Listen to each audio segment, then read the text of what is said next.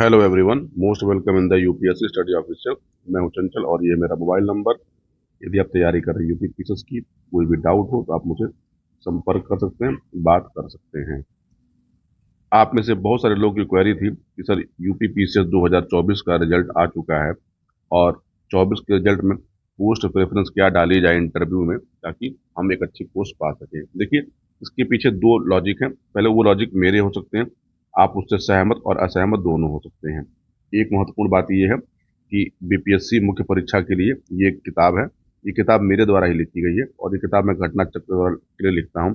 इसको कोई प्रमोशन मत समझिएगा। आपको लेने की इच्छा होगी तो लीजिएगा, न लेने की इच्छा हो तो मत लीजिएगा। ये है कि इसमें जो है 70वीं मुख्य परीक्षा से लेकर 40वीं मुख्य परीक्षा के जो है प्रश्नों का हल दिया गया है और उसके साथ ही जो इम्पोर्टेंट टॉपिक है उन टॉपिक पर आपको मैटर भी दिया गया है। मतलब कंप्लीट जीएस पेपर फर्स्ट में इस किताब से बाहर कुछ भी नहीं आएगा, ये मैं दावे के साथ बोल सकता हूँ। हाँ, जो इसमें स्टैट आती है वो स्टैट में बस केवल केवल नंबर चेंज हो सकते हैं, लेकिन प्रश्न ठीक वैसे के वैसे आते हैं। आप देख सकते हैं इस किताब को, ये देखिए, ये आपको दिखेगा मेरा नाम, तो मेरे द्वारा लिखी गई किताब है। और इस किताब में कुल 3 खंड है। तो देखिए, खंड 1 में जो है ये पार्ट है, कला एवं संस्कृति से लेकर जनजाति विद्रोह, स्वतंत्रता संघर्ष, किसान आंदोलन सब है। खंड 2 में जो है वो करंट अफेयर है और खंड 3 में जो है वो केवल और केवल इसमें स्टैट है। तो आपकी इच्छा होगी तो लीजिएगा, इच्छा होगी तो मत लीजिएगा।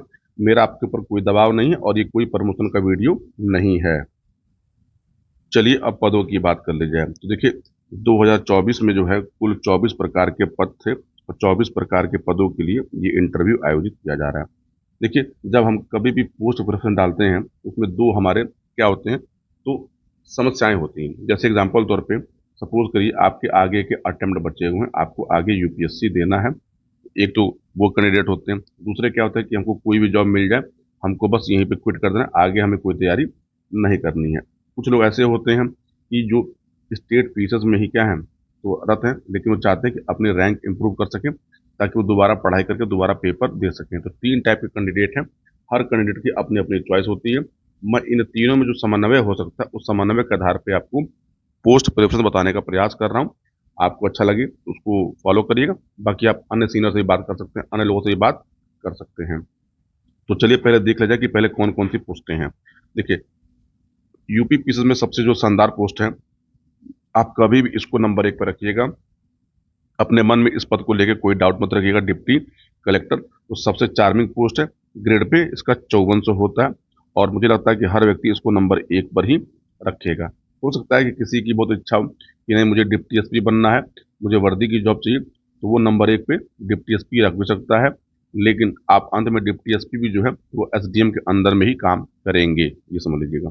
पुलिस उपाधीक्षक, यदि आप सारी की सारी कैटेगरी, कैटेगरी का मतलब कहने का मतलब कि फिजिकल कैटेगरी कंप्लीट करते हैं, तो आप इसको नंबर 2 पे रख सकते हैं। और यदि आपको पुलिस की जॉब पसंद है, प्लस ये है कि आप लाइफ स्टाइल पुलिस वाले जी सकते हैं, आपका नेचर वैसा है, तो शानदार पद है। भौकाली पद है ये। भौकाली पद का मतलब ये है, इसमें आपको ठीक ठाक मात्रा में जान लीजिएगा सुविधाएं मिलती हैं, लेकिन अगर आप आगे पढ़ाई करना चाहते हैं तो ये पद आप उसको भूल जाइएगा, क्योंकि इसमें वर्कलोड भी बहुत सारा रहता है और खासकर जो नए नए अधिकारी बनते हैं तो उनको जान लीजिएगा ज़्यादा से ज़्यादा वर्क कराया जाता है ताकि वो उस वर्क कल्चर में ढल सकें। तो अच्छा पद है। मतलब ये है कि आजीवन आपके पास जान लीजिएगा इतनी सारी सुविधाएं रहेंगी, उन सुविधाओं को जो है आप उपयोग जो है अपने लिए भी कर सकते हैं और उसका उपयोग जो है समाज के कल्याण के लिए भी कर सकते हैं। अच्छा पोस्ट है। यदि आपको पुलिस डिपार्टमेंट में जाना हो तो इसको सेकंड नंबर पर रखिएगा, लेकिन प्रमोशन जो है इसके स्लो होते हैं। और अभी जो है जो पहले के डिप्टी एसपी हैं वो इसमें से अब तक कोई आईपीएस बना नहीं है। हाँ, ये प्रमोशन करके एडिशनल एसपी तक पहुंच जाते हैं 10 से 12 साल के अंदर में। ठीक है। नंबर 3 पे जो पोस्ट है असिस्टेंट कमिश्नर वाणिज्य कर, ठीक, इसको एसी जीएसटी बोलते हैं, एसी जीएसटी। इस पद को आप नंबर 2 पे भी रख सकते हैं और नंबर 3 पे रख सकते हैं। जैसे एग्जाम्पल तौर पे अगर आपको नहीं चाहिए, क्या नहीं चाहिए, आपको डिप्टी एसपी नहीं चाहिए, तो डिप्टी एसपी नहीं चाहिए तो पोस्ट नंबर 2 पे या तो आप एसी जीएसटी रख लीजिए या आप एआरटी रख सकते हैं। दोनों अच्छी पोस्ट हैं। ये भी ग्रेड पे 54 की पोस्ट है। और पहले क्या था कि इस पद में थोड़े से चार्म कम थे, लेकिन अब जीएसटी के द्वारा जो है इसमें बहुत सारे अधिकार आने लगे हैं और 5400 ग्रेड पे की नौकरी है। इसमें 2 टाइप की जॉब होती है, एक होती है फील्ड जॉब, एक होती है ऑफिस जॉब। तो ये है कि अब आपको कौन सी पोस्टिंग मिलती है तो आपको ये देखना होगा। लेकिन हाँ, अगर आपको आगे पढ़ाई करनी है, आगे तैयारी करनी है, तो इस जॉब को नीचे रखिएगा, क्योंकि यहाँ पे क्या है, आपके पास वर्कलोड ठीक ठाक मात्रा में रहता है। नंबर 4, इसको बोलते हैं ARTO। बहुत सारे लोग इसको जो है पोस्ट नंबर 1 पे भी रख देते हैं, और बहुत उसको नंबर 2 पे रखते हैं। तो देखिए, ग्रेड पे 5400 की है, और इसमें फील्ड जॉब और ऑफिस जॉब दोनों होती है। ठीक है, ARTO आपको बनाया गया किसके लिए? ऑफिस के लिए, या फिर ARTO आपको बनाया गया? तो देखिए, होता क्या है कि इन सब पदों के लिए जो है आदमी ये सोचता है कि बहुत सारी कमाई है, सब मैं बोलने से बचता हूँ। तो देखिए, लेकिन आगे आने वाला जो समय हो रहा है वो धीरे धीरे डिजिटली हो रहा है। तो डिजिटली होने के बाद जान लीजिएगा, आप अपने अंदर जो अधिकारी वाला जो पद है, वो अधिकारी वाले पद पे ही रहिएगा, और हो सके तो जितना ज़्यादा ज़्यादा हायर पे वाले नौकरियां हैं उसको पकड़ने का प्रयास करिएगा। इसको आप अपने इच्छानुसार 2 या 3 पे रख सकते हैं। ठीक है, ये हमारा पद है TO, उसको बोलते हैं कोषा अधिकारी, इसको बोलते हैं। ठीक, ये पद जान लीजिएगा, अगर आपको तैयारी करनी है तो आप इसको रख सकते हैं। हालांकि इसका काम जो है शुरुआत, महीने की शुरुआत के कुछ दिन तक रहता है, और एक खजांची जान लीजिए है। क्या है? खजांची इसको बोलते हैं, समझ लीजिए कि पूरे जिले का जो वित्त होता है, और खासकर जो नगद पैसा होता है, ठीक है, इसको ट्रेजरी ऑफिसर बोलते हैं। तो ये इसके पास ही रहता है।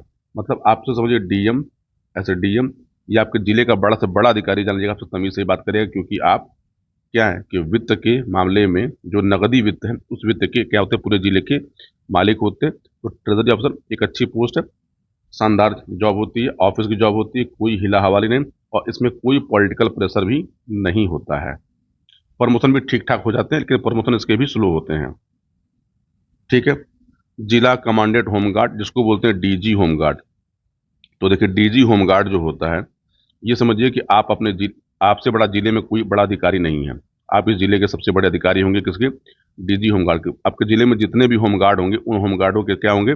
आप करता धरता होंगे। तो आप होमगार्डों के जो मतलब ड्यूटी जो लगाई जाती है, कौन कहाँ जाएगा, कौन कहाँ नहीं जाएगा, तो सारा का सारा कार्य आपको देखना होता है। आपको एक अच्छा बंगला मिलता है, पूरा स्टाफ मिलता है, गाड़ी मिलती है, तो शानदार है। लेकिन हाँ, इसमें बस ये है कि आपके अधिकार में बहुत सारी चीज़ें नहीं होती। लेकिन पुलिस बल का जो डिप्टी SP होगा, SP होगा, तो हमेशा आपके संपर्क में रहेगा, क्योंकि आप जानते हैं कि एक शहर को चलाने के लिए हमेशा क्या होती है, होमगार्डों की जरूरत होती है। तो शानदार पद है, और जिले में आपसे बड़ा कोई पद नहीं है, और आपसे कोई मतलब कोई आपको परेशान भी नहीं करने वाला। तो मात्र केवल 2 पद हैं, तो आप अपनी इच्छा अनुसार इसको जो है 5, 6, 7, यदि आप पुलिस की जॉब चाहते हैं तो रख सकते हैं। अधीक्षक कारागार, इसको जेल सुप्रिटेंडेंट बोलते हैं। जेल सुप्रिटेंडेंट, अगर मैं इंटरव्यू देता और मैं परीक्षा दे रहा होता, तो जान लीजिएगा मैं इसको नंबर 3 पे रखता। इसको मैं नंबर 3 पे रखता। आप ये समझिए कि आप जो जिला कारागार होता है, तो जिला कारागार के जो है जेलर के अध्यक्ष होते हैं आप।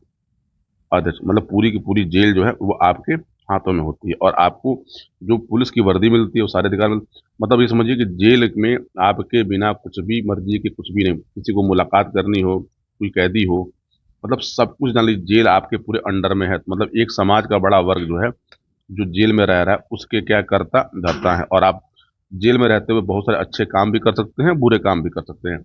डिपेंड ये करता है कि आपका नेचर कैसा है। जैसे एग्जाम्पल तौर पे आप समझिए कि जेल में कौन आता है? जेल में समाज से कटा हुआ व्यक्ति को जेल रहता है। आप चाहो तो उसके सुधार के लिए बहुत सारे कार्यक्रम चला सकते हो, आपके पास अधिकार बहुत सारे होते हैं। आपको जो टोपी मिलती है उस पर समझिए अशोक चक्र लगा होता है, तो शानदार पद है। ठीक है, ये चीज है। सहायक आयुक्त उद्योग, इसको जो है डिप्टी डाटा बोलते हैं। तो ये अच्छी पोस्ट है, लेकिन ये कुछ जिलों में ही पाई जाती है, मुश्किल से 17-18 जिले हैं, तो वहां पर ये है।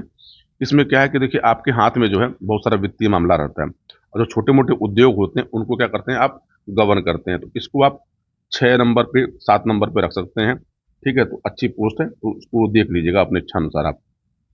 ठीक, कार्य अधिकारी, इसको वर्क ऑफिसर बोलते हैं। इसके पास वर्कलोड ठीक ठाक रहता है। ठीक है, इसमें प्रमोशन स्लो होते हैं, प्रमोशन स्लो होते हैं। यदि आपको आगे तैयारी करनी हो तो इस पद को जो है आप अभी चूज मत करिएगा, या नहीं करना होगा तो देख लीजिएगा अपने ऑप्शन। खंड विकास अधिकारी, जिसको बोलते हैं VDO। ठीक है, ये समझ लीजिएगा कि पॉलिटिकल प्रेशर का पोस्ट है, और उसमें ठीक ठाक आपके ऊपर प्रेशर रहेगा, क्योंकि आप कहाँ बैठेंगे? आप बैठेंगे किसी ब्लॉक पे, और ब्लॉक के आप सबसे बड़े अधिकारी होंगे, और आपके बराबर ही क्या होगा? तो ब्लॉक प्रमुख होगा। तो ब्लॉक प्रमुख से जान लीजिएगा हमेशा आपका मिलना जुलना सब कुछ रहेगा। और बाकी आपके ब्लॉक के जो मेंबर होते हैं, जैसे BDO होते हैं, प्रधान होते हैं, तो सब आपके पास आएंगे ही आएंगे, तो आप ये समझिए कि ठीक ठाक पॉलिटिकल प्रेशर है। यदि पॉलिटिकल प्रेशर आप झेल सकते हैं, आपकी पॉलिटिक्स में रुचि है, तो अच्छा पद है, इसको चूज कर सकते हैं। लेकिन इस पद को ज्वाइन करने के बाद आप पढ़ाई भूल जाइएगा, क्योंकि आप आगे तैयारी कर सकते हैं। बाकी देखिए, किसी व्यक्ति के लिए अलग अलग चीज़ें संभव हो सकती है। जिला समाज कल्याण अधिकारी, आप समझिए कि इस पद पर समाज कल्याण में आपसे बड़ा जिले में कोई पद नहीं है। अच्छा पद है, लेकिन क्या होता है कि आपके ऊपर अतिरिक्त वर्कलोड बहुत सारा रहता है। जैसे आप समझ लीजिए कि छात्रवृत्ति, ठीक, जिले में जो कोचिंगें जो चलाई जाती हैं आईएएस पीसीएस के लिए, वो ठीक, मतलब ये समझिए कि पिछड़ा, मतलब जिला समाज समाज के कल्याण के लिए जितनी योजनाएं होती हैं, उसको क्या करना, उसका इम्प्लीमेंट करना आपका कार्य होता है। तो अच्छा पद है, इसको आप 8 नंबर 9 नंबर पर रख सकते हैं, क्योंकि जिले का एक बड़ा अधिकारी है। आप कितने बजे ऑफिस आ रहे हैं, कितने बजे जा रहे हैं, आपके ऊपर कोई रोक टोक नहीं होगी। ठीक है। और ग्रेड पे इसकी बच्ची है, तो 5400 रुपये की ये भी जॉब है। ठीक है। जिला अल्पसंख्यक कल्याण अधिकारी, इसको आप 9 10 पे रख सकते हैं, क्योंकि ये भी, लेकिन ध्यान रखिएगा, ये लेवल 8 की जॉब है। ये लेवल 8 की जॉब है, और ये सब स्नातक वाली जॉब है जो मैं बता रहा हूँ। ठीक है। तो आप ये समझिए कि अल्पसंख्यक जो जिले में होते हैं, उन अल्पसंख्यकों के सबसे बड़े अधिकारी होते हैं। जैसे आप, ठीक है, जैसे मुस्लिम हो गए, ईसाई हो गए, क्रिश्चियन, ठीक है, सिख हो गए, तो ये सब के सब माइनॉरिटी होती है। उस माइनॉरिटी के लिए कल्याण के लिए आपको काम करना होता है। जैसे आपने देखा होगा कि हज पे लोग जाते हैं, या लोग यात्रा करते हैं, या फिर तीर्थ यात्रा करते हैं, तो उनके लिए आपको काम करने का वर्क मिलता है। बाकी उनसे जो संबंधित योजनाएं होती हैं, उन सबको जो है इम्प्लीमेंट करने का भी काम आप करते हैं। तो इसको जान लीजिएगा, आप अपनी इच्छा अनुसार 10 पे, चाहे 12 पे, चाहे 13 पे, कहीं भी रख सकते हैं। जिला पिछड़ा वर्ग कल्याण अधिकारी, ठीक, ये भी ठीक वैसा ही पोस्ट जान लीजिए जैसा अल्पसंख्यकों का है। तो ध्यान रखिएगा, इसको भी जो है आप 11 12 13, आपको जहां इच्छा उसको वहां रख सकते हैं। वाणिज्य कर अधिकारी, जो एसी जीएसटी होता है, एसी जीएसटी के अंडर में ये अधिकारी काम कर रहा है, इसको सीटीओ बोलते हैं, कॉमर्शियल टैक्स ऑफिसर। और ये 4800 ग्रेड पे की जॉब है। ठीक जॉब है, ऑफिस की जॉब होती है। और ये समझिए कि सीटीओ से एसी बनने में कम से कम 8 से 10 साल लग जाता है। तो इसको जो है आप 13 14 पे कहीं भी रख सकते हैं। जिला खाद्य विपणन अधिकारी, ये जॉब जो होती है स्पेशली फिजिक्स वालों के लिए होती है। अच्छा नहीं, जो मार्केटिंग वाले, इसको डीएसओ बोलते हैं, डिस्ट्रिक्ट सप्लाई ऑफिसर उसको बोलते हैं। अच्छी पद है, लेकिन आपके ऊपर जाने का कार्यभार ज़्यादा होता है, क्योंकि पूरे जिले के अंदर जो खाद्य का विपणन होता है उसके आप अधिकारी हैं। तो पहले ये पद जो है बहुत चार्मिंग का पद होता था, लेकिन जब से धीरे धीरे चीज़ें डिजिटल होने लगी हैं, तब से इस पद के बारे में लोगों का मोह क्या लगा, भंग होने लगा। तो बाकी क्यों हो रहा है, आप इस बात को समझ सकते हैं। नायब तहसीलदार, ये समझिए, इस पद को तो आप सबसे नीचे रखिएगा। हाँ, लेकिन प्रमोशन इसमें तेज होता है। आप 5 साल के अंदर क्या होंगे, तो 5 साल के अंदर आप तहसीलदार बना दिए जाएंगे, लेकिन आपके ऊपर वर्कलोड बहुत रहेगा। और इस पद को जान लीजिएगा, हालांकि इसके ग्रेड पे जो है 4800 होने वाला था, शायद हो भी गया होगा, 4200 था। तो इस पद पर रहते हुए समझ लीजिएगा कि आप पढ़ाई भूल जाइए। लेकिन आपके अधिकार बहुत सारे होते हैं, आपकी अपनी कोर्ट होती है, आपके पास अर्दली होता है, आपको गाड़ी मिलती है, मतलब सारी प्रशासनिक जो सुविधाएं होती हैं आपको दी जाती हैं। ठीक है। उपकारापाल, इसको डिप्टी जेलर बोलते हैं, और ये जेल का ही अधिकारी होता है। इस पर जाने हमेशा तलवार लटकती रहती है। जेल के अंदर कोई भी अगर कुछ हुआ तो समझिए ये सस्पेंड भी बहुत तेज होता है। लेकिन यदि फिर भी अगर आप चाहते हैं कि नहीं, मुझे ठीक ठाक पुलिस की नौकरी करनी है, तो आप इसको अपनी इच्छा अनुसार कहीं भी रख सकते हैं। उपनिबंधक, ये केवल केवल जो लॉ ग्रेजुएट होते हैं उनके लिए होती है। अच्छी पोस्ट है, शांत पोस्ट है, इसमें कोई पॉलिटिकल इंटरफेयर नहीं होता, और शानदार जॉब जान लीजिए। और आपके समय में भी चीज़ें इसमें आप इसको अपनी इच्छा अनुसार रख सकते हैं। ठीक। सहायक निदेशक उद्योग, ठीक है, तो ध्यान रखिएगा कि इसमें जान लीजिएगा जिन्होंने पीजी किया हुआ है वही इसके लिए एलिजिबल होते हैं। अच्छी पोस्ट है, तो इसको आप इच्छा अनुसार आप 10 8 9 कहीं भी रख सकते हैं, क्योंकि आपको जो मिलेगा, अच्छा ऑफिस मिलता है, और आपको अच्छे जिले ही दिए जाते हैं इसमें। ठीक है, तो क्योंकि हर जिले में ये होता नहीं है। ठीक है। और ये एग्रीकल्चर वालों के लिए पोस्ट है, जो जिनका एग्रीकल्चर होगा अपने स्थान डालेंगे। व्यवस्था अधिकारी, इस पद के बारे में सबसे ज़्यादा लोग पूछते हैं। देखिए, बहुत शानदार पोस्ट नहीं, पद नहीं है ये, लेकिन हाँ ये है कि आप दिल्ली जैसे शहर में, आप लखनऊ जैसे शहर में, जैसे बनारस हो गया, तो आपकी पोस्टिंग मिलनी इन शहरों में होती है। और ये भी स्पेशल कैटेगरी की ही पोस्ट है। ठीक है। ऐसे संपत्ति विभाग का व्यवस्थापक, तो ये इसके अंडर में काम करता है। ठीक है। और ये लेवल 7 का जॉब है, तो आप इसको अच्छा तरफ रख सकते हैं। सहायक नियंत्रक विधिक माप, अगर ये जॉब जो होती है मेनली जिन्होंने फिजिक्स से बीएससी किया हो, ये उनके लिए होती है। अगर आप चाहो तो उसको सेकंड थर्ड फोर्थ में रख सकते हो, क्योंकि आपके अधिकार में बहुत सारे चीज़ें होती हैं। ठीक है। और ये जिला दिव्यांगजन अधिकारी, आपसे बड़ा अधिकारी पूरे जिले में भी कोई नहीं, अच्छी पोस्ट है, आप इसको भी अपनी इच्छा अनुसार किसी भी पद पे भी रख सकते हैं। मेनली इसके लिए जो समाज शास्त्र वाले होते हैं, सामाजिक कार्य वाले होते हैं, वही लोग उसके एलिजिबल होते हैं। अब कुल 4 पोस्टें हैं, ठीक है। तो देखिए ये सब पदों के बारे में था। अगर मुझसे ध्यान से पूछा जाए, अगर एक रफली आइडिया देखा जाए, तो हम इस ऑर्डर में जो है पदों को रख सकते हैं। एसडीएम नंबर 1 पे, डिप्टी एसपी या एआरटीओ को नंबर 2 पे रख सकते हैं, ठीक, सुपरिटेंडेंट ऑफ जेल को नंबर 3 पे रख सकते हैं, एसीजीएसटी को आप नंबर 4 पे रख सकते हैं, बीएसए को नंबर 5 पे रख सकते हैं, हालांकि बीएसए का पद शायद है नहीं। बीडीओ को जो है आप नंबर 6 पे रख सकते हैं, रजिस्ट्रार को नंबर 7 रख, यदि आपने लॉ किया है तो डीजी होमगार्ड को आप 8 पे रख सकते हैं, ठीक है। टी और ठीक है, ट्रेजरी अफसर इसको आप 9 पे भी रख सकते हैं, और इसको आप इसके ऊपर भी रख सकते हैं। डिस्ट्रिक्ट सोशल वेलफेयर इसको आप नंबर 10 पे रख सकते हैं। सहायक निदेशक इसको आप 11 पे रख सकते हैं। कार्य अधिकारी और जिला दिव्यांग अधिकारी इसको आप अपनी इच्छा अनुसार 12 पे या 11 पे भी रख सकते हैं। सीटीओ को आप 13 पे रख सकते हैं, ठीक। जिला पिछड़ा वर्ग अधिकारी आप इसको 14 पे रख सकते हैं।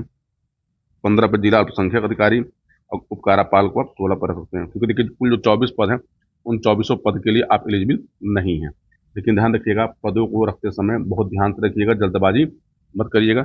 बाकी इंटरव्यू संबंधित अन्य जो वीडियो हैं वो भी मैं आप धीरे धीरे आपको बना के अपलोड कर दूंगा कि क्या क्या इंटरव्यू में ध्यान रखनी चाहिए, क्या क्या हमको मतलब हमारा इंटरव्यू का पूरा प्रोसेस क्या होता है, कौन से डॉक्यूमेंट चाहिए होते हैं, हमें कौन सी ड्रेस पहननी चाहिए होती है। और देखिए आपको मेरी एक सलाह है, जहाँ हो सके कुछ छोटे छोटे जो संस्थान हैं जो इंटरव्यू कराते हों, आप वहाँ जरूर इंटरव्यू दीजिएगा। जो बड़े संस्थान है जो आपको कराते हैं मॉक इंटरव्यू, वो मॉक इंटरव्यू वहाँ पे भौकाल ज़्यादा होता है, इंटरव्यू कम होता है। और होता है क्या, जो बड़े संस्थान इंटरव्यू कराते हैं तो इंटरव्यू वैसे ना हो कि वो एक अलग तरीके का हो रहा था। तो कुछ इंटरव्यू के जो मेरे अपने अनुभव रहे हैं, तो मैं आपसे वो भी साझा करूंगा। और हो सके एक काम करिएगा कि जो छोटे संस्थान है जहाँ रिकॉर्डिंग वोटिंग ना होती हो, जहाँ केवल इंटरव्यू का ही प्रोसेस होता है, उस प्रोसेस को समझ लीजिएगा। देखिए जो बड़े संस्थान हैं उनको अपनी रील वायर करनी होती है। अपनी रील वायरल करने के लिए क्या करते हैं, वो बहुत सारी चीज़ों को उटपटांग तरीके से करते हैं, उटपटांग चीज़ें पूछते हैं जिनसे आपका इंटरव्यू का कोई संबंध नहीं होता है। बाकी आपकी इच्छा अनुसार है। और एक अच्छी, यदि आप एचयू की तैयारी कर रहे हैं तो मेरा एक सफलता बैच है, उसको आप ज्वाइन कर सकते हैं, ठीक है। तो बाकी मेंस के लिए भी मैंने अपना बैच स्टार्ट कर रहा हूँ 2026 के लिए, आप उसको भी ज्वाइन कर सकते हैं इच्छा